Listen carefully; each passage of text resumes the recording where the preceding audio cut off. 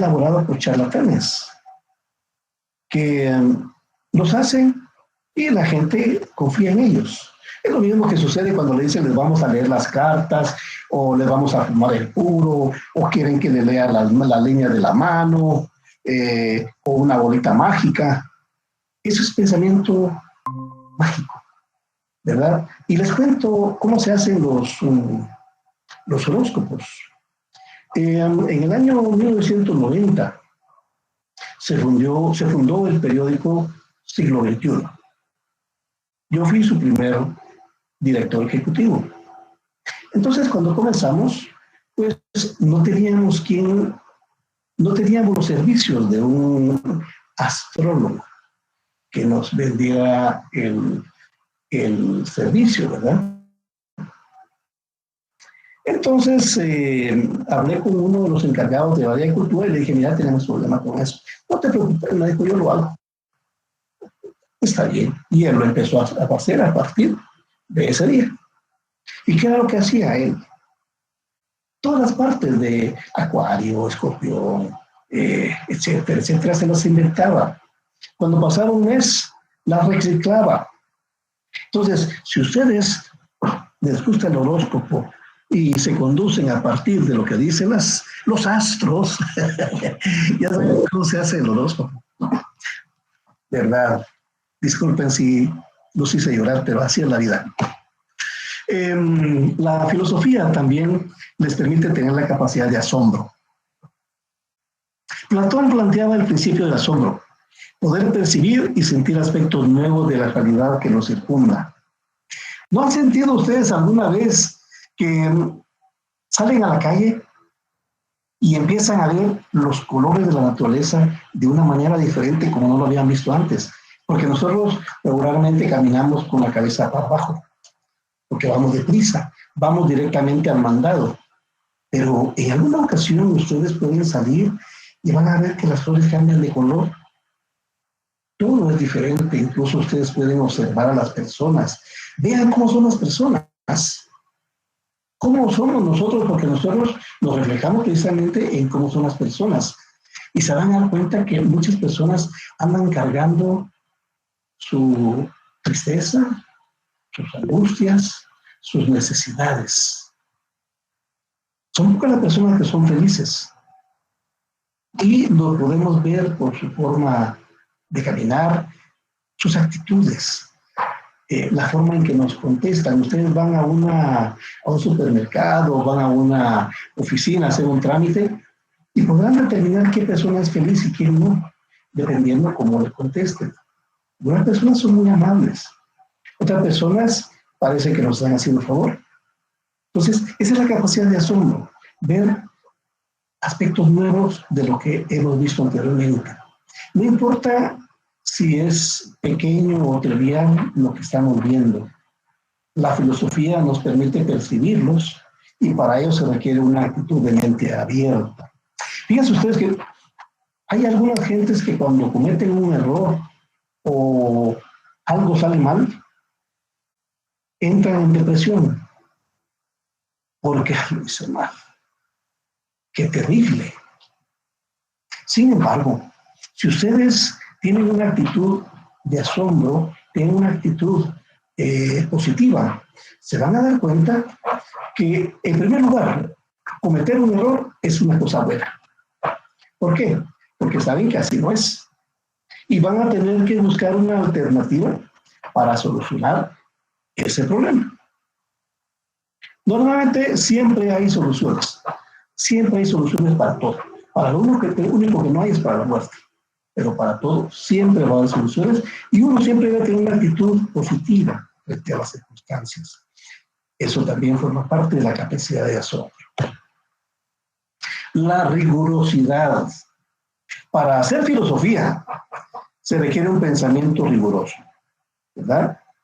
¿Se recuerdan ayer que les decía, en la clase anterior les decía a ustedes que no se trata nada más de observar por observar, sino que hay que tener un método, una metodología que nos conduzca a conocer que eso que estamos observando está relacionado con X, Y, Z fenómenos. debe haber una exigencia de racionalidad. Racionalidad quiere decir raciocinio, quiere decir un pensamiento coherente. Intelectualidad. Intelectualidad está relacionado también con conocer teorías. No podemos tener una visión meramente empírica de las cosas, sino que para eso tenemos que leer teoría, tenemos que estar empapados de todo aquel bagaje que nos han legado los grandes pensadores, lo cual permite evitar verdades cómodas, pero poco fundadas, ¿verdad? El filósofo no se conforma con respuestas superficiales, examina cada respuesta y descarta lo que no sean profundas. Normalmente nosotros nos vamos por las respuestas superficiales, pero mejor si buscamos las respuestas profundas. Tenemos que tener una actitud crítica. El filósofo pone en duda todo el conocimiento que tiene, lo enjuicia y está abierto a cambios. ¿Se recuerdan? Eso lo hablamos el martes, en el sentido de que si usted quiere tener mente abierta, ábrala para todo. Ábrala para su familia, ábrala para la universidad, ábrala para la religión, ábrala para sus estudios, ábrala para sus amigos. Debe tener una visión abierta, ¿verdad? O sea, recibir todo aquello y poder procesarlo. Recuérdense el raciocinio. Tener una actitud crítica es buscar la reinterpretación de los aspectos de la realidad por medio de la observación y el análisis, ¿verdad? Poner en duda el conocimiento conocido, hasta llegar a aquello de lo cual ya no se puede dudar. Pero eso es decir mucho, ¿verdad? En realidad, todo lo que se conoce, todo lo que existe en la actualidad se puede cuestionar. También ayuda a reconstruir los conocimientos en forma metódica para garantizar los nuevos fundamentos teóricos que vamos a lograr a partir de experimentar los fenómenos. La universalidad. Esta también es una característica de la filosofía. La actitud de dudar con un pensamiento riguroso lleva a la universalidad. Los filósofos tratan de ofrecer una visión total y universal. Y aquí viene el aspecto concreto. Aunque sea un hecho fortuito quiere decir sorpresivo, se puede llegar a una conclusión universal que descubre un rasgo esencial de la humanidad. El coronavirus, pues, si ustedes se dan cuenta, ha sido un hecho fortuito en la existencia de la humanidad, ¿verdad? Se dice que surgió a partir de una mutación procedente de animales. Todavía está un poco nebuloso el surgimiento del coronavirus. Pero lo que sí es cierto es que si hiciéramos un corte histórico a lo largo de la humanidad, 6 meses, 8 meses, un año, en siglos de existencia de la humanidad, es un granito de arena. Es un hecho fortuito.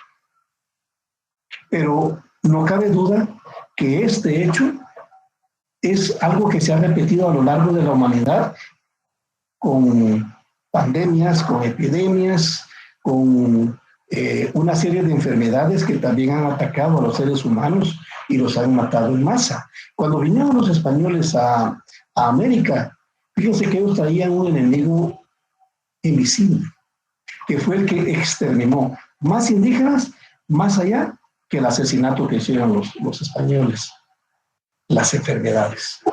Que los indígenas americanos no estaban preparados, no tenían defensas para esos virus, para esas bacterias, y por eso hubo una mortandad tremenda, ¿verdad? Entonces, son hechos que han ido ocurriendo, pero cuando los analizamos a partir de otros fenómenos, vemos que tienen una perspectiva de carácter universal. Yo puedo, por ejemplo, también analizar a los alumnos de la sección F del curso de filosofía, que reciben clases el día jueves a partir de las 5:30 de la tarde, ustedes. Y puedo detectar que ustedes tienen particularidades en su forma de vestir, en el color de la piel, la forma en que se peinan, cómo caminan, cómo platican, si participan o no de la clase. ¿Ven? Son peculiaridades de cada una. cada una de las personas que forman parte de esta sección.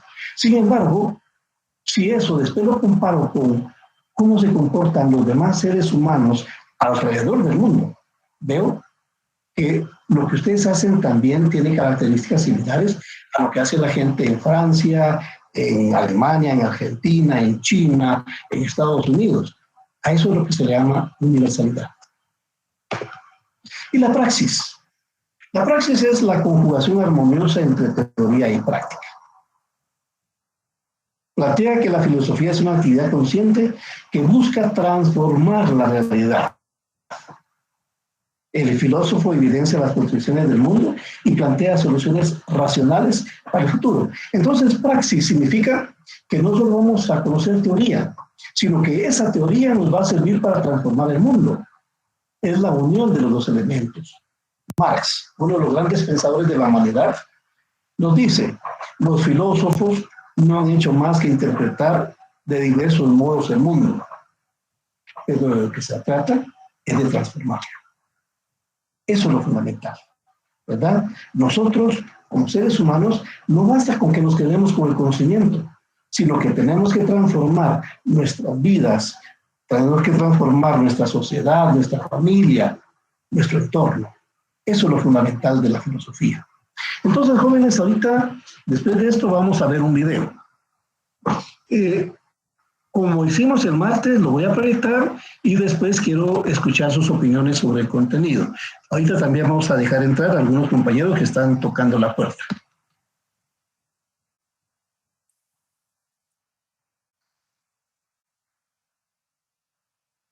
2, 3, 4, 5,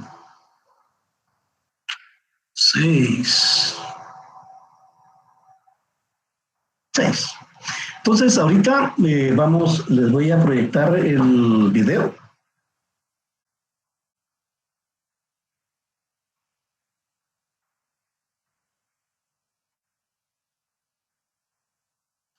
Vamos a ver.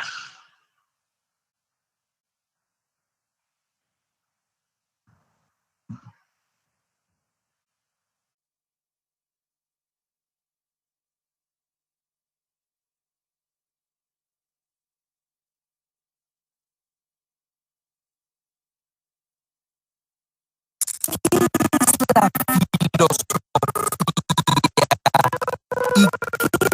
tiene que ver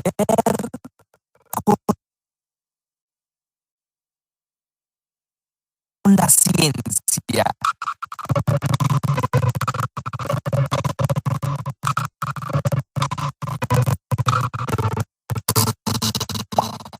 Los primates somos de los animales más curiosos que existen, pero al parecer los humanos somos los únicos que nos hacemos preguntas como ¿cómo funciona el universo? ¿Por qué existen las cosas? ¿Cuál es el sentido de la vida? ¿Qué es lo más importante?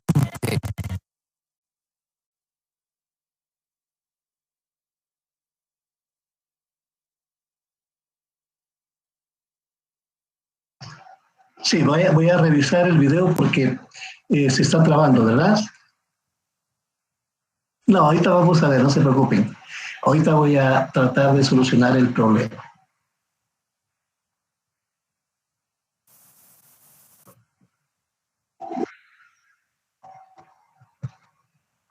Y para mientras vamos a dejar ingresar a otros compañeros.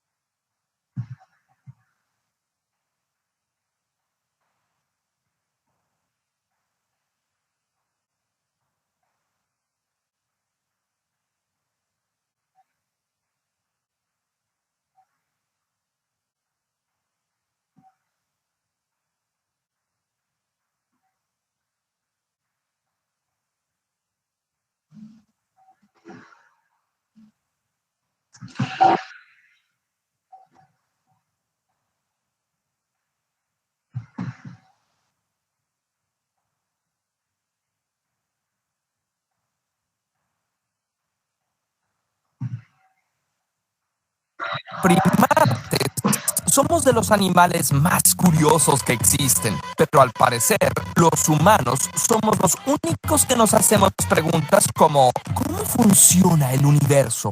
¿Por qué existen las cosas? ¿Cuál es el sentido de la vida? ¿Qué es lo más importante?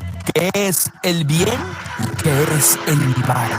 Las primeras respuestas que la humanidad le dio a estas preguntas fueron los mitos, épicas historias sobre dioses y seres sobrenaturales que dieron origen al mundo, pusieron orden en el cosmos y dictaron normas de convivencia. Se trata de historias magníficas y poderosas que hasta la fecha nos comunican verdades profundas. Y durante milenios estas explicaciones míticas parecían bastar. Pero algo interesante empezó a suceder en esta región del mar Mediterráneo en el siglo VII antes de nuestra era. Se trataba de una región donde convivían muchas culturas y religiones. Las personas se daban cuenta de que sus mitos no eran los únicos, que cada grupo tenía los suyos. Quizá esto propició que algunos cuestionaran sus creencias y el hecho de que hubiera tolerancia religiosa también ayudó. No había un dirigente que obligara a todos a creer lo mismo. Por esa época también hubo un auge en la creación de mapas. Los viajeros comenzaron a explorar y registrar el mundo y vieron que no era tan parecido a lo que decían las leyendas. Por último, la riqueza de la economía propició que hubiera ciudadanos con bastante tiempo libre como para dedicarse a pensar. Así, el pensamiento comenzó a alejarse del mito y a acercarse al logos, al razonamiento. Surgió la filosofía, el amor por la sabiduría. Se considera que el primer filósofo occidental fue Tales de Mileto, de esta ciudad de lo que hoy es Turquía, pero entonces era parte de Grecia. Buscó responder las preguntas sobre el origen del universo a partir de la observación y el razonamiento. Por ejemplo, veía cómo el agua siempre estaba en movimiento, así que pensó que era el agua la que le dio origen al universo y la que constituía el alma de los seres vivos. También hizo grandes descubrimientos matemáticos y astronómicos. En Grecia surgieron muchos filósofos y filósofas, y también los había en toda Europa, y también en la India, China e incluso en la América prehispánica. La filosofía se encargó de pensar explicaciones para el movimiento de los astros, el funcionamiento de la naturaleza y los números. Las piedras caen porque las atrae la tierra, que es de naturaleza semejante, y es lógico que las piedras más pesadas caen más rápido que las piedras más ligeras. Pero los filósofos también reflexionaban sobre la esencia de la realidad, sobre el bien y el mal, y sobre la mejor manera de vivir. No había división del conocimiento. Los filósofos pensaban acerca de todo. Y esa es la primera relación entre filosofía y ciencia. Se podría decir que la filosofía es la mamá de todas las ciencias. Alrededor del siglo XIII surgieron los protocientíficos, filósofos como Roger Bacon, que se dieron cuenta de que el razonamiento no es suficiente para explicar el mundo. Es necesario contrastar la razón con la experiencia, ver si lo que pensamos concuerda con lo que podemos ver, tocar, medir y pensar. A esta corriente filosófica se le llamó empirismo y es la que llevó a Galileo Galilei a hacer experimentos para ver si lo que pensaban los antiguos filósofos era cierto. ¡Aristóteles estaba equivocado! Durante mucho tiempo, a quienes hacían experimentos, tomaban medidas, reflexionaban y elaboraban teorías, no se les llamó científicos, sino filósofos naturales. Incluso Newton en el siglo XVIII era considerado un filósofo natural. Fue hasta el siglo XIX que se empezó a hablar de científicos. Pero no creas que la ciencia reemplazó a la filosofía. Hasta la actualidad, la labor de los filósofos sigue siendo cuestionarlo todo. La ciencia hace preguntas que se responden con información. Preguntas de respuesta cerrada, como ¿cuántas estrellas hay en la galaxia? ¿Cómo evolucionan las especies? ¿Cuál es la causa de la calvicie? Por su parte, la filosofía se hace preguntas abiertas que admiten más de una respuesta siempre que estén basadas en el razonamiento, como ¿la libertad existe o es una ilusión? ¿Qué significa ser feliz? ¿Qué se necesita para ser humano? ¿Qué es la justicia? ¿Es posible lograrla? ¿Tiene un propósito el universo, la humanidad, tu propia existencia? Muchos filósofos han creado sistemas de pensamiento buscando dar respuesta a estas preguntas. La filosofía es el estudio racional de las cuestiones fundamentales como la existencia, la justicia, la belleza y el conocimiento mismo.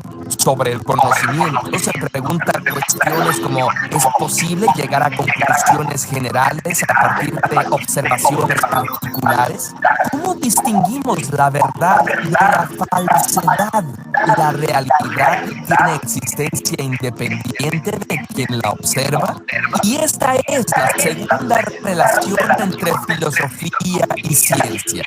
Hay una rama de la filosofía especializada en reflexionar sobre la ciencia. Uno de los principales exponentes de la filosofía de la ciencia fue Karl Popper, quien argumentó que es posible probar que una teoría empírica es falsa, pero es imposible probar que es verdadera. Este pensamiento llamado falsacionismo es hasta la fecha el paradigma imperante en la ciencia, al grado de que se considera que cualquier afirmación que no sea falsa no es científica.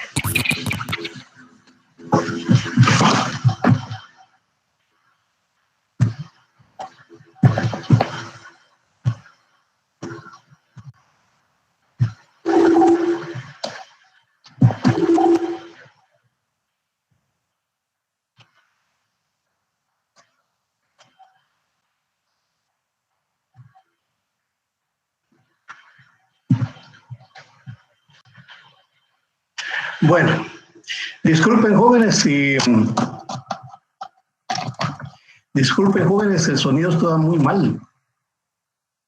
Pero bueno, me gustaría saber si captaron el mensaje. Quisiera escuchar sus opiniones.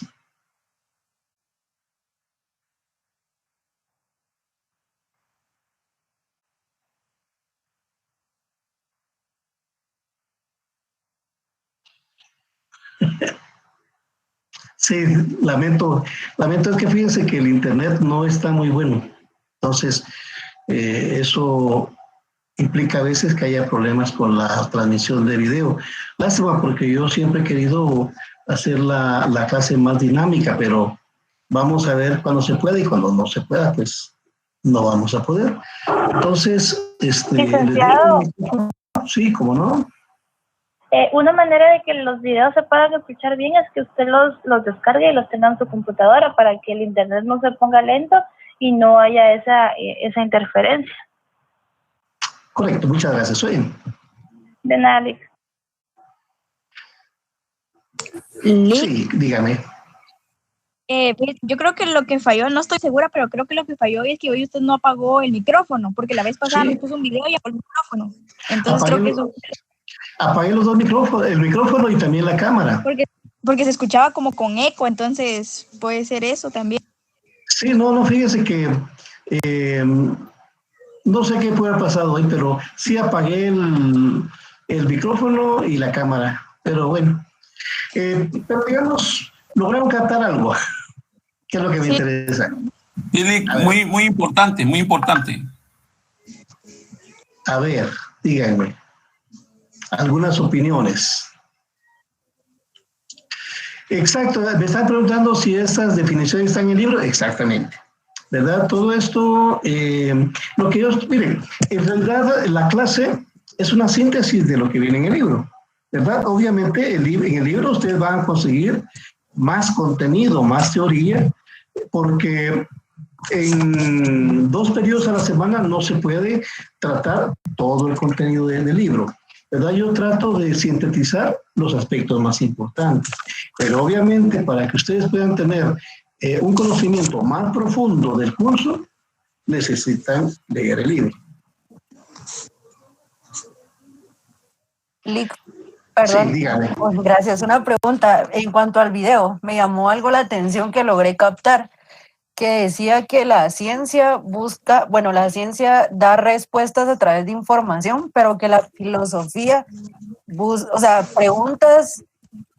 la ciencia responde a preguntas con información, pero la filosofía tiende a hacer preguntas más abiertas, decía. Por lo que sí, más profundas también, sí, exacto. Ajá, pero en ese sentido, ¿cómo así más abiertas? Porque lo que sucede es que, digamos, la ciencia más específico, digamos, le puede decir a usted, mire, usted padece, que le dijera, de sarampión o de varicela, ¿verdad?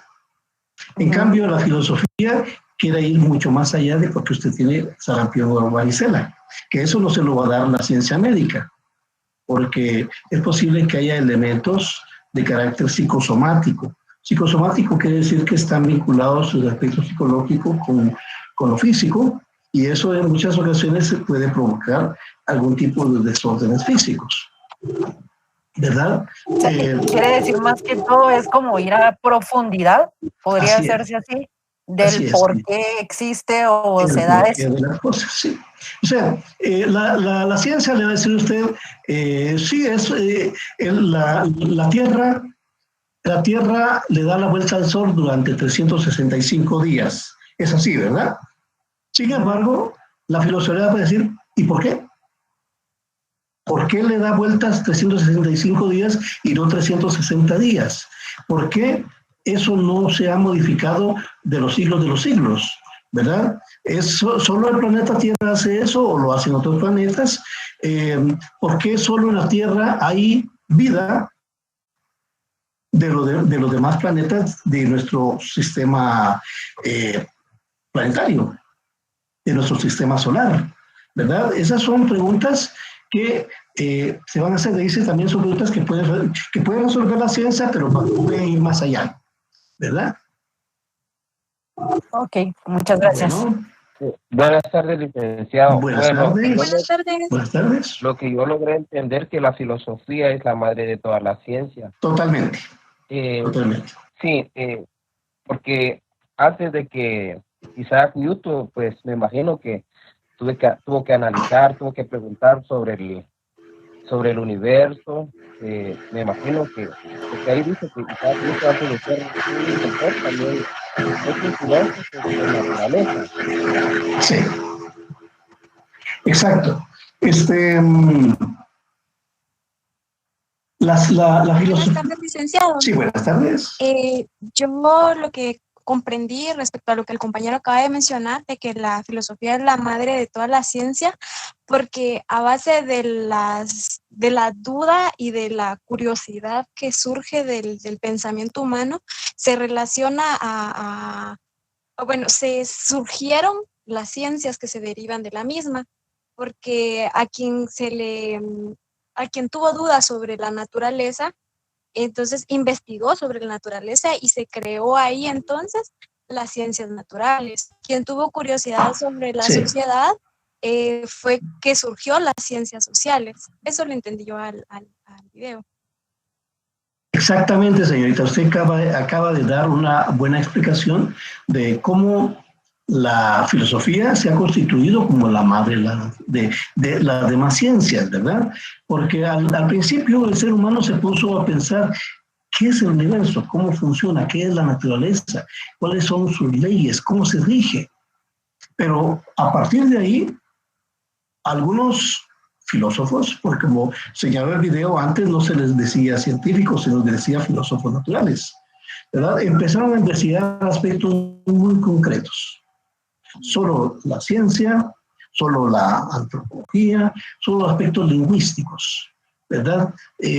Solo aspectos geológicos, en fin.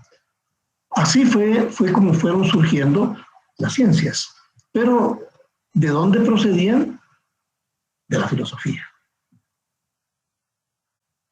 El cuestionamiento que hace la filosofía, o lo que es lo mismo, el filosofar, es lo que permite adentrarnos a nuevas áreas del conocimiento humano.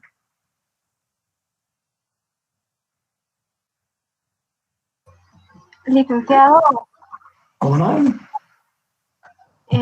Disculpe, yo creo que en realidad va un poquito más allá, porque el filosofar viene de las personas que tienen una mente más abierta, que no se quedan solo con lo que ven y quieren explorar un poco más, que se abren a una realidad un poco más extensa, por así decirlo, y que son unos pensadores realmente asombrosos porque buscan una salida, además de soluciones a cosas que una persona común y corriente no podría hacer. O en realidad sí puede, pero no lo hace, porque no tienen ese tipo de mente. No sé si me doy a entender con lo que estoy diciendo, pero supongo que no todas las personas pueden hacer esa actividad, o bueno, pueden filosofar. Vea, lo que pasa es que cuando filosofamos es porque nos cuestionamos muchos aspectos de la naturaleza, ¿verdad? Aquí me pregunta Juan Carlos David, Yelista, dice, ¿ustedes dirían que entonces que los científicos actuales al buscar respuestas en base del método científico filosofan? De hecho, en términos generales sí están filosofando. Sin embargo, como no es exactamente su objetivo la búsqueda de preguntas por sí mismas, sino ellos lo que están buscando son cuestiones concretas, ¿verdad? Muy concretas. Yo diría que más lo que están haciendo es investigando en su propio campo. Digamos, por ejemplo, si yo fuera abogado, yo no soy abogado, yo soy sociólogo. Digamos, investigaría en el campo jurídico aspectos relacionados con la actualidad de la justicia en Guatemala. Entonces, ahí no estoy necesariamente filosofando, sino estoy investigando cuestiones muy concretas. Concretas porque se refieren no a la filosofía, sino se refieren a la ciencia jurídica. ¿Comprenden? Digamos. La filosofía...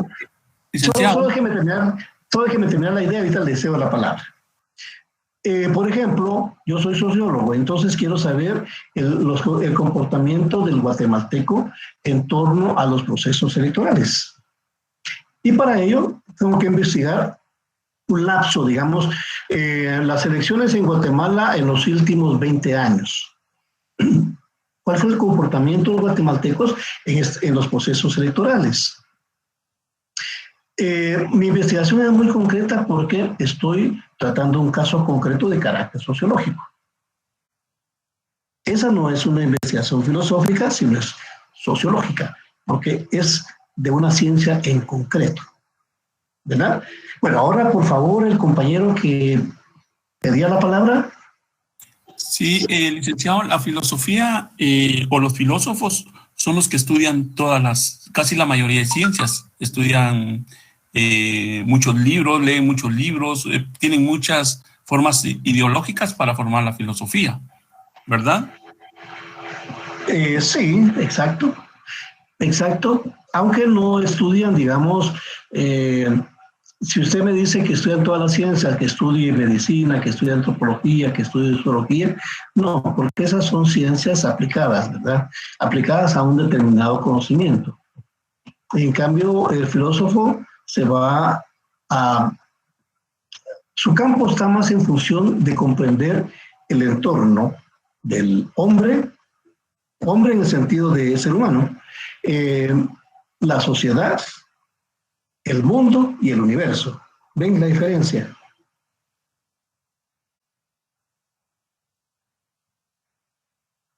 Vamos a ver aquí, dice, en cambio, la ciencia busca una respuesta específica y detallada, sí, exactamente, ¿verdad? Más concreto. Digamos, como yo les decía a ustedes, ¿por qué la Tierra tarda 365 días para dar la vuelta al Sol? Eso lo hacen todos los planetas.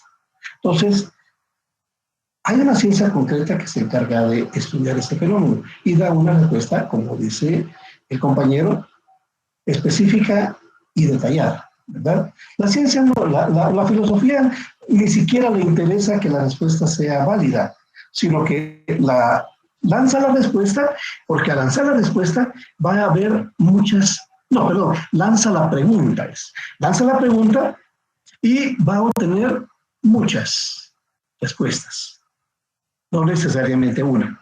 La ciencia no. La ciencia busca una respuesta concreta, única. Bueno, vamos a ver entonces, vamos a continuar. Si no tienen otra pregunta, jóvenes. Licenciado. Sí, cuénteme. Si vamos de parte de la ciencia, los científicos y aparte la filosofía, si ponemos un ejemplo, el coronavirus. Sí. Para la filosofía,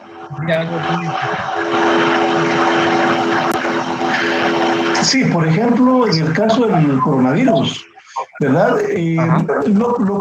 Podemos ver la existencia del hombre del coronavirus en términos filosóficos, ¿verdad? Porque, por ejemplo, muchos han dicho que todo esto está relacionado con la pérdida de valores, está relacionado con el calentamiento global, con las prácticas del ser humano en diferentes campos que ha puesto en peligro la misma existencia humana. Y entonces, que de alguna manera el coronavirus es una respuesta a ese proceso de destrucción del entorno que ha hecho el ser humano, ¿verdad? Eso es una vista filosófica del coronavirus. Porque fíjense ustedes que el coronavirus, en términos filosóficos, lo podemos decir de esta manera: tanto desarrollo tecnológico, tanto avance que hemos tenido en función de la medicina. Hay países ricos, hay países pobres, pero un virus puso de rodillas a todo el mundo. No importó que tuvieran dinero o que fueran pobres. No importó si era Estados Unidos, la principal potencia mundial.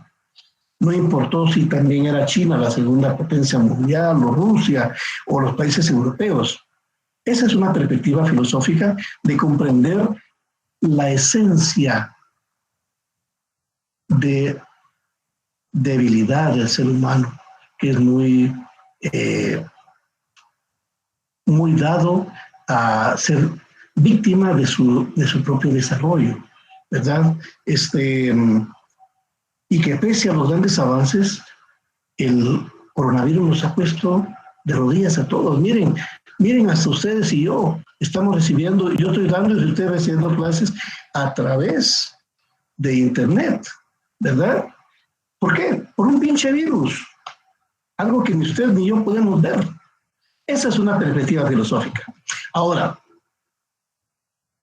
la búsqueda de comprender qué es el coronavirus en términos de virus, en términos de cómo podemos fabricar una vacuna, eso le pertenece al campo de la medicina. ¿Por qué? Porque ahí ellos sí buscan una respuesta muy concreta, ¿verdad? Lo que buscan es la vacuna, comprender cómo se puede atacar el coronavirus. La filosofía no. La filosofía le va a dejar, va a hacer las preguntas y va a dejar las respuestas abiertas a la interpretación.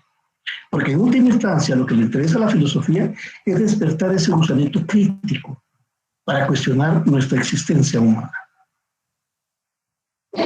Licenciado, disculpe. Sí. ¿Cómo podemos diferenciar, por ejemplo, los ejemplos que usted está poniendo del coronavirus? Una persona religiosa también podría decir, esto es el castigo a tantos malos comportamientos. Excusarlos, como usted lo mencionaba antes, de que por ciertas actitudes y actividades que muchas personas han tenido, pues ahora tenemos como esta consecuencia de algo que hemos hecho en el pasado y que venimos tal vez arrastrando, ¿verdad?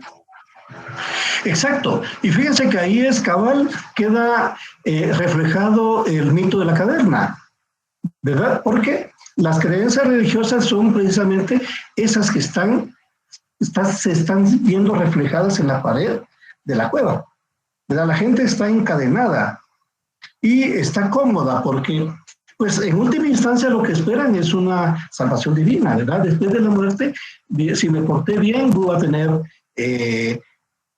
la alegría, la gloria de ir a un mundo nuevo, a la salvación del alma.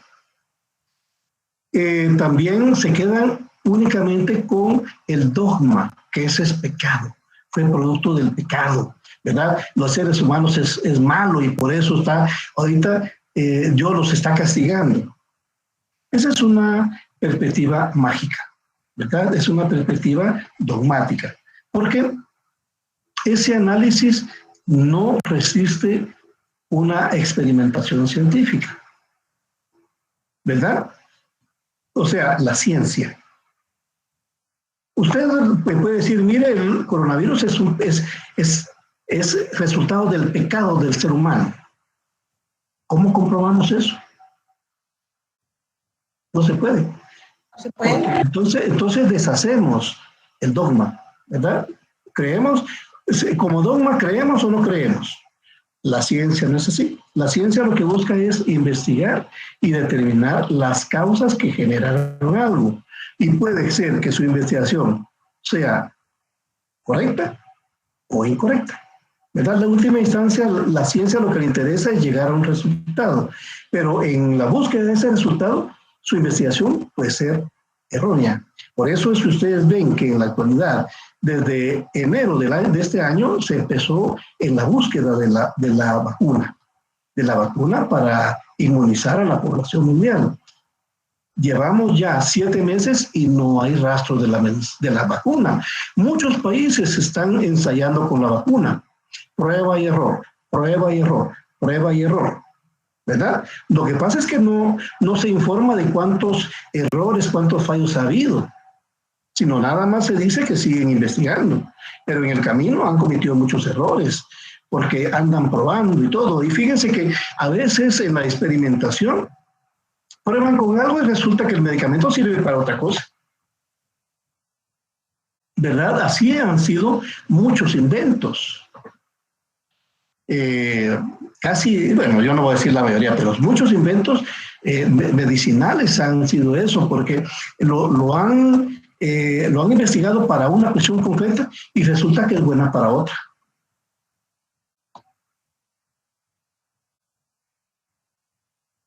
Bueno, ¿les parece que continuemos? Licenciado, una pregunta. A ver. ¿En la filosofía alguna vez encontrará algo que no puede explicar? ¿Que no puede encontrar la explicación y diga... Sí, cómo no. Sí, muchas de las cosas no se encuentra explicación. Por ejemplo, la pregunta, ¿hay vida más allá del planeta Tierra? No tenemos explicación de sí o no. ¿Verdad? Lo que sí es que hay certeza de que no estamos solos, porque la composición del planeta Tierra y que dio origen a la vida, es probable que exista en otros sistemas solares, otros sistemas planetarios, ¿verdad? La misma muerte. Una persona muere, por eso decía, los idealistas dicen nos vamos a otro mundo, ya sea al cielo o al infierno, ¿verdad? Dependiendo si fuimos buena onda o mala onda. O los materialistas que dicen, no, el ser humano está en función de que es un hálito de energía, de vida. Cuando muere, ese hálito desaparece, se transforma. Entonces, hay un proceso de transformación de la materia, no del espíritu. ¿Comprende? ¿Verdad? Un compañero me ponía aquí el ejemplo del huevo y la gallina. Eso es cierto, es eso. Fíjense que eso es algo que se transmite de boca en boca, es muy popular, pero es una cuestión. Es una cuestión científica.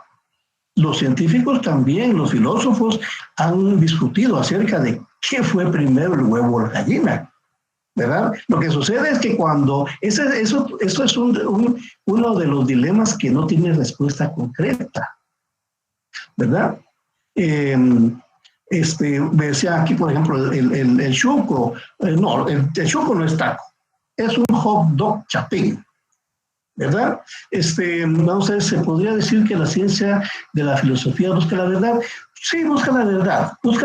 Lo que sucede es que en el camino se encuentran muchos filósofos que tienen sus propias verdades, ¿verdad? Y al final vamos a encontrar que cada quien tiene una verdad sobre los fenómenos.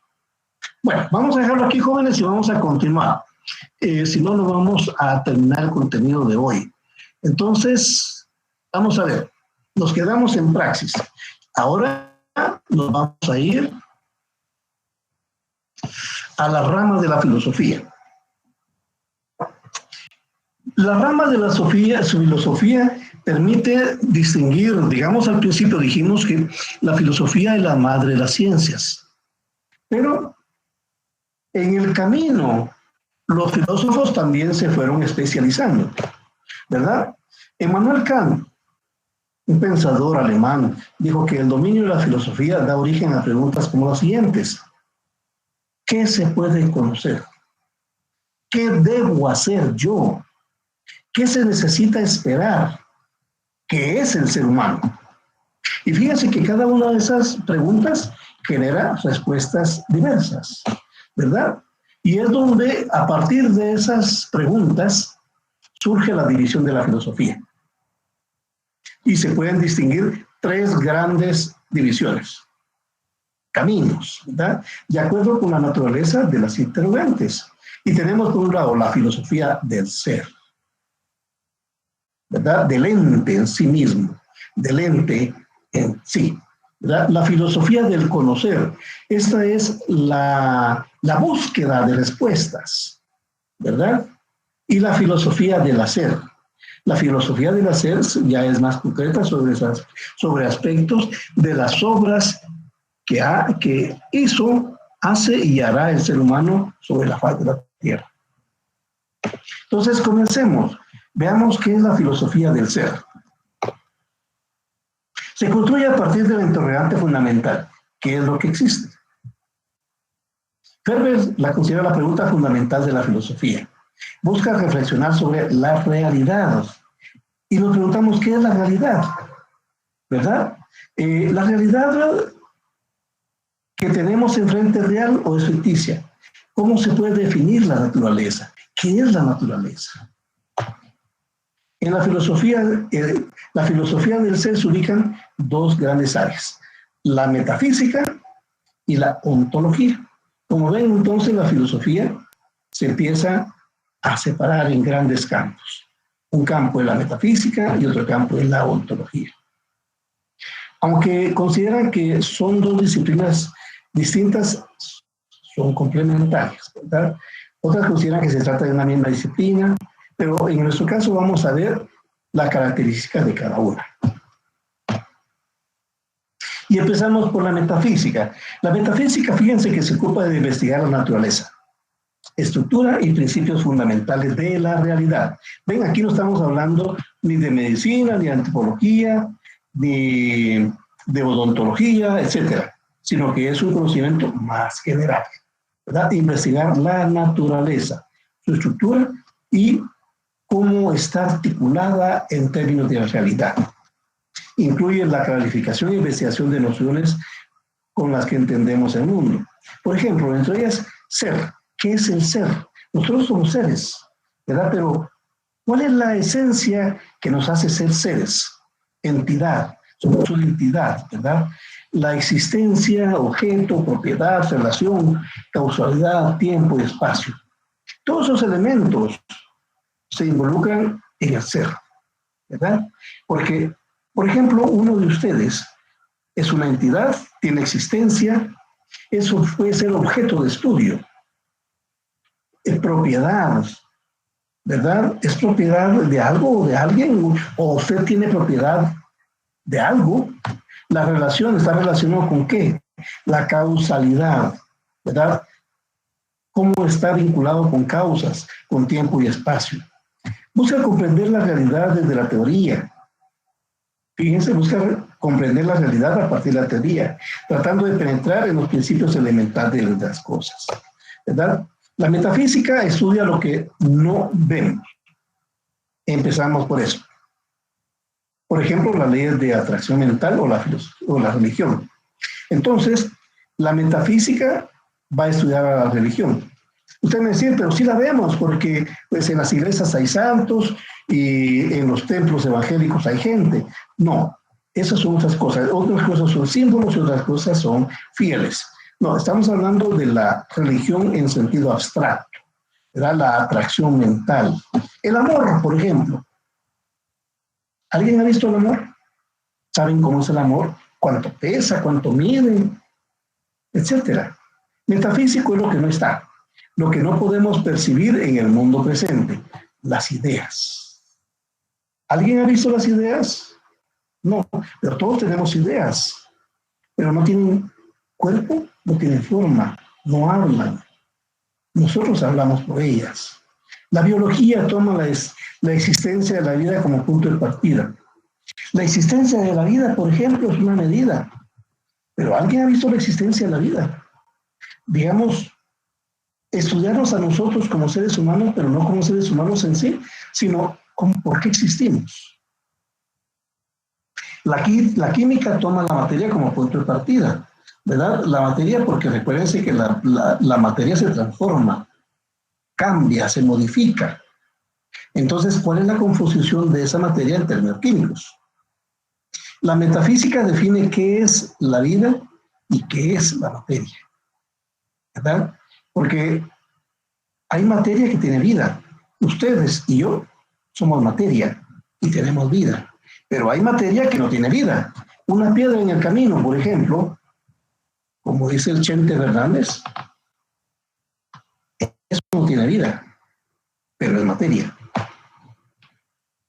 La indagación filosófica de la metafísica va más allá de lo físico y de lo sensible. Y aquí es donde entramos con los metafísicos. ¿Se recuerdan que dijimos lo que no se puede ver? ¿Existe Dios?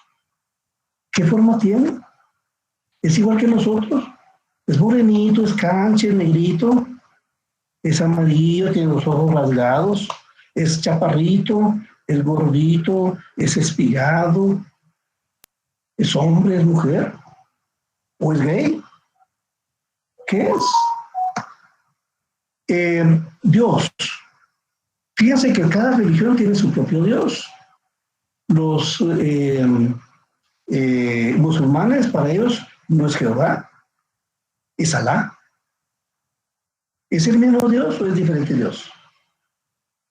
Y decimos, hay vida más allá de la muerte, lo que les explicaba, ¿verdad? Existen corrientes filosóficas que nos dicen, una nos dice que hay vida más allá y otra que dice que no. Pero, ¿está comprobado eso? No. ¿Dónde termina el universo? Tenemos alma. ¿Alguien se ha tocado el alma? ¿En dónde está el alma? ¿Qué es ser y por qué? ¿Y por qué hay algo? ¿Verdad? A veces algunos filósofos se preguntan, ¿será que realmente existimos? ¿No será que somos producto de la mente de alguien muy ingenioso y en realidad somos como las figuras de Matrix? ¿Se recuerdan el video que vimos la vez pasada?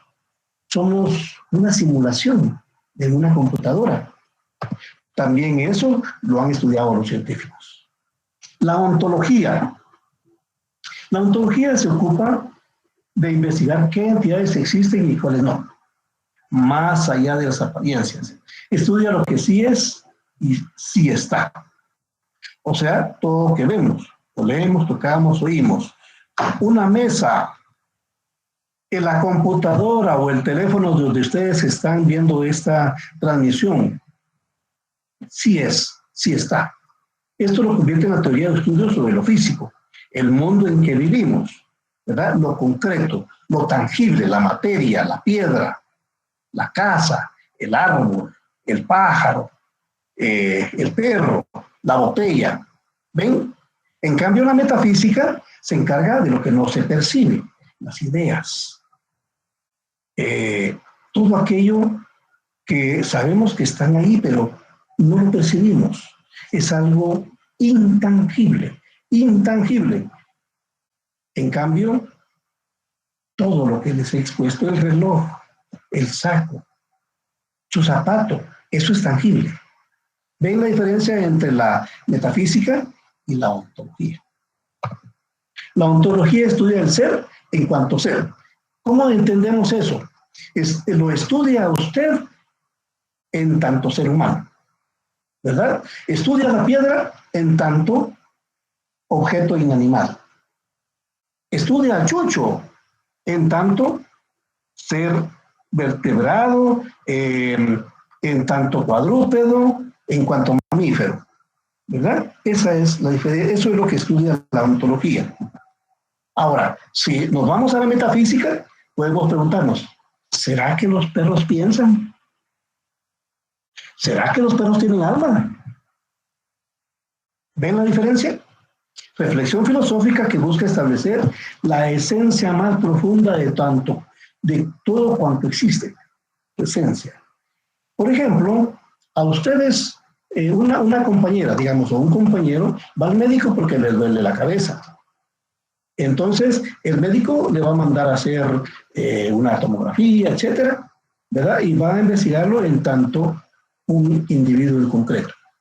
Pero la ontología va a investigar a esa misma persona en tanto ser humano, en tanto perteneciente a una especie humana, ¿verdad? Se ocupa del análisis, estudio e investigación de la naturaleza del ser, no porque le duele la cabeza, sino que para eso lo va a hacer un médico, sino que lo va a estudiar en términos de ser humano, de especie humana, de su existencia y realidad, tratando de puntualizar sus diversas entidades fundamentales y sus relaciones.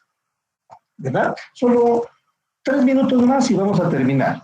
Así ustedes van, les da tiempo a tomarse un cafecito, ir al baño, así siguen la otra clase. Y ya tenemos las preguntas ontológicas. ¿Existe la realidad? ¿Qué es la materia? ¿Qué es un proceso? ¿Qué es el tiempo-espacio? Porque fíjense que nosotros nos movemos en un tiempo y en espacio, ¿verdad? ¿Qué hace real a un objeto? ¿Existen entidades abstractas como los números? Porque ustedes saben que los números nosotros los podemos escribir, pero en realidad lo que escribimos son símbolos de esos números. ¿Son reales en realidad? ¿O es una idea? Ven, hasta en los números tenemos problemas para saber si es un ente o es una abstracción de la realidad. Porque ustedes pueden tener 3 manzanas en la mesa, pero esos son 3 objetos. Otra cosa es el número 3. ¿Ven la diferencia? ¿El número 3 existe o solo lo tengo en mi cabeza? Claro, puedo dibujar el número 3, pero esa es una representación simbólica de las 3 unidades. La ontología jurídica, por ejemplo, es la rama de la filosofía del derecho. Ahí nos metemos a otro rollo, ¿verdad? La filosofía del derecho, cuyo objeto de reflexión es la naturaleza o esencia misma de ser del derecho. ¿Qué es el derecho? Procura desentrañar qué hace que algo sea jurídico. Considera el objeto y razón de ser del derecho. Postula las características que lo hacen único y determinable, ¿verdad? Porque los elementos fundamentales del derecho son las normas, o sea, lo que está escrito, las conductas, cómo actúan las personas en la sociedad. Porque en última instancia, ¿para qué sirven las leyes? Para regular a las personas. Decimos que los seres humanos, dentro de nuestra naturaleza está también tener instintos, tener actitudes violentas. Entonces, el derecho lo que hace es tratar de regular todos esos elementos con los valores jurídicos. Vamos a dejarlo aquí, jóvenes, ¿verdad? No sé si tienen alguna duda.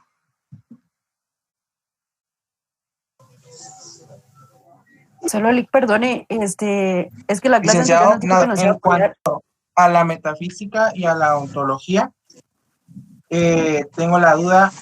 Se dicen que la oscuridad es la ausencia de la luz. Ahora, mi pregunta es, ¿la ontología nace del pensar de la metafísica? Es decir, si no existiera la metafísica, no existiera la ontología.